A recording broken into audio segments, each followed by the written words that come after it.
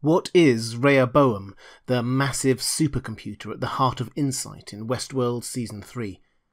What can it do, and what is it trying to achieve? Hi everyone, this is Robert. Welcome to Deep Geek. I'll be covering Westworld Season 3 in full, so if you want episode breakdowns, explanations, live discussions and much more, please click on the subscribe button in the bottom right of your screen, and the bell icon. The world of Westworld Season 3 is ordered and controlled. Everyone and everything has its place.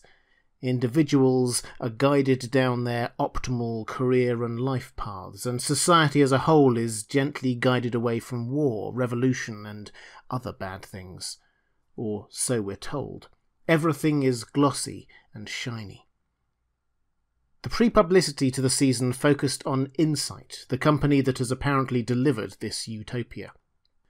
We had adverts from Incite asking us how we can be sure we are making the best decisions for us. What if there was some algorithm somewhere that could take that burden away from us and ensure we always do what is best for us? That is what has been happening by the time of Season 3. People everywhere have opted in to this system that Incite has provided, and it obviously did, at face value, help or appear to help people, making life easier. All this, of course, ran on data. Personal data about everyone, which is fed into algorithms or deep learning and thought in Rehoboam, the Incite supercomputer. We don't yet know the detail on how this data is collected, but we do have some clues. We see two people, Jerry, the guy Dolores confronts in Scene 1, and Caleb's mother, both taking tabs before going to sleep, and hear talk of implants that can take the rough edges off of your life. Caleb has switched his implant off. It's not much of a stretch to assume that the tabs and implants are what gives Incite its data. This vast mass of data on how people react and think means that Rehoboam knows not just what people have wanted or liked or reacted to in the past, but how they would react to situations in the future, for pretty much everyone. You might think that that's just too much data, too complex even for a futuristic supercomputer to compute, but one of the details the showrunners slipped out in the finale of Season 2 was that humans actually aren't that complex. Delos had been collecting thought process data from their guests for decades through the hats everyone wore, and their ultimate conclusion was that each individual human mind could be captured in just 10,247 lines of coding, represented by those books in the virtual library that Dolores browsed through. So Rehoboam is managing most of human life through one massive supercomputer. And people think it's doing them good, because in making life choices for people, Rehoboam knows not only what they are good at, but also what they will respond well to. The propaganda that this creates a meritocracy where everyone advances based purely on their abilities is an easy sell. It's those who have their implants switched off that might notice that not all is sunshine and roses. Caleb says this: "They say it's a meritocracy, where the system picks the right people for the right job, which is great, I guess, but I don't know where that leaves the rest of us, the people who didn't make the cut." Where it leaves the rest of humanity is either outside. Bernard seemingly managed to get a manual job outside the city limits without an implant, or it drives them into an underclass where crime is a normal part of life. But as it turns out, that underclass is governed by an app too, RICO. As an aside, the RICO Act, or Racketeer Influenced and Corrupt Organizations Act, is a real-world law in the United States aimed at organized crime, the exact thing that the RICO app is doing.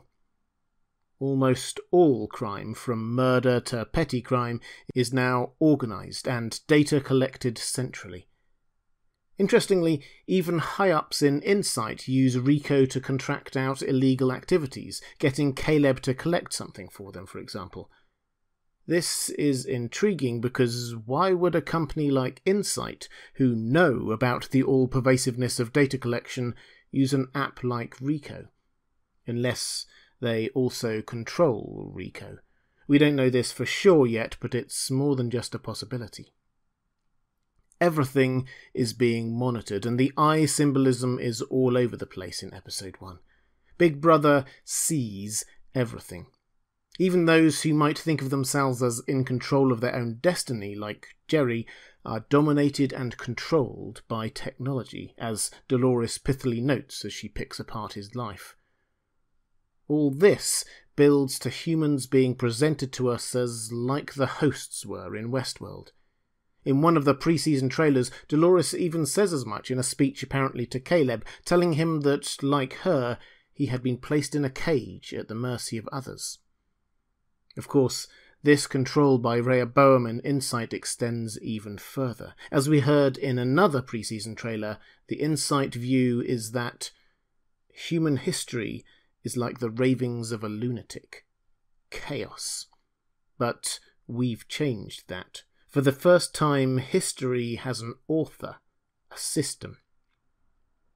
Aggregating all this data and control allows Incite to control not just individuals, but companies. Systems like traffic management systems, organizations, and even nations. Rehoboam can guide individual choices in order to make the best outcome not just for individuals, but for everyone.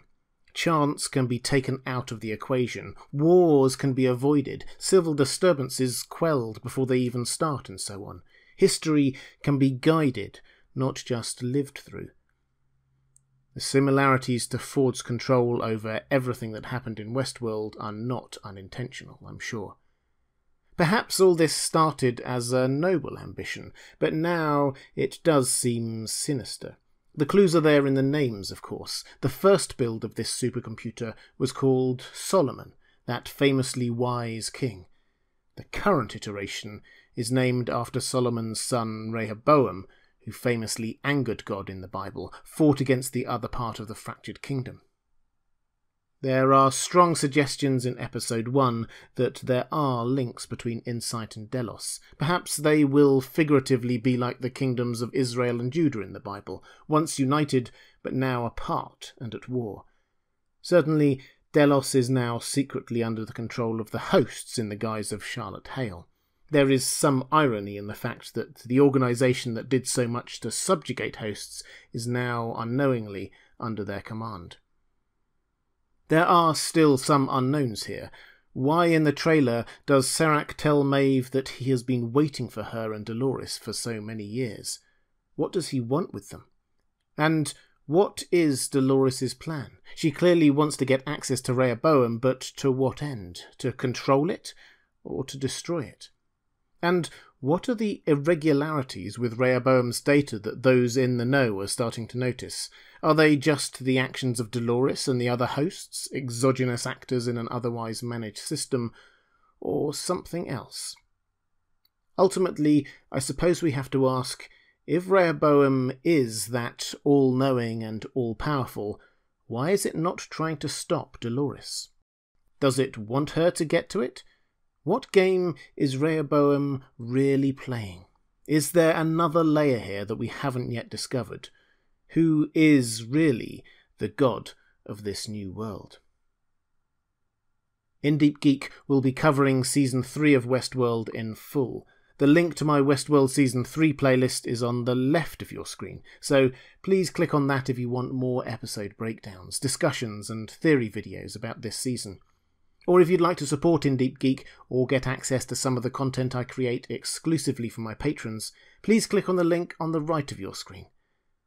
Thanks for watching, take care, and I'll see you again soon.